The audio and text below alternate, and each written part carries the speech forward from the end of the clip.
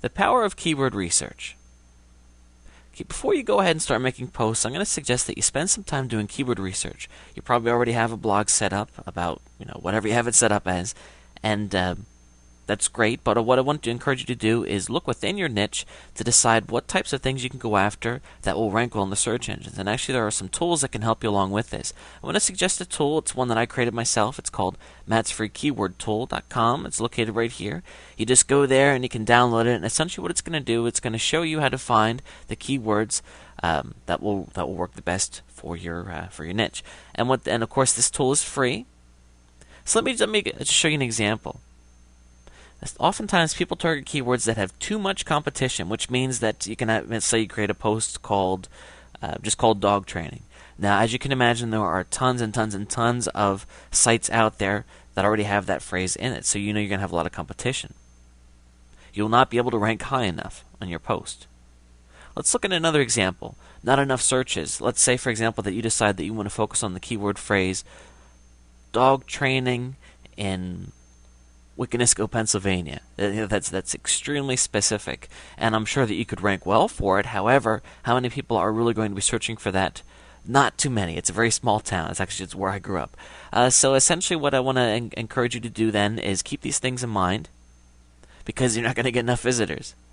So download my free keyword tool, and you will see that I have a gauge, and of course, then there's detailed videos that will go in much more detail than I do here.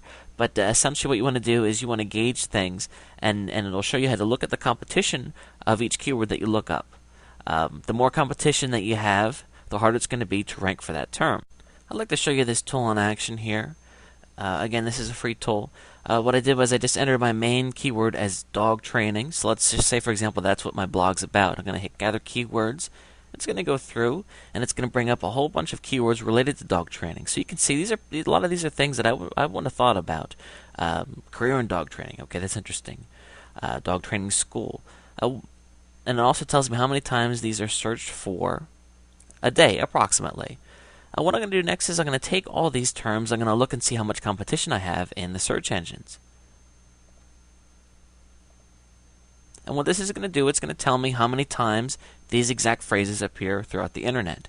So you can see here, dog training, 12 million pages to compete against. I don't know about you, but that sounds like a bit too steep for my thinking. Okay, but look here, dog potty training. There's only 53,000 other sites out there that have it listed in Google, and it's searched 444 times a day. That's pretty interesting. And then, of course, here, crate training a dog. Only 954 competition. So again, going back to my gauge here, and again, you can download the free videos. They'll explain it in a bit more detail than I am here. But essentially, the less competition you have, the better. And obviously, the more searches per day, the better. So again, that's keyword research in a nutshell. Once you have your keyword phrase, then I'm going to show you how to take that phrase and really emphasize it within your blog.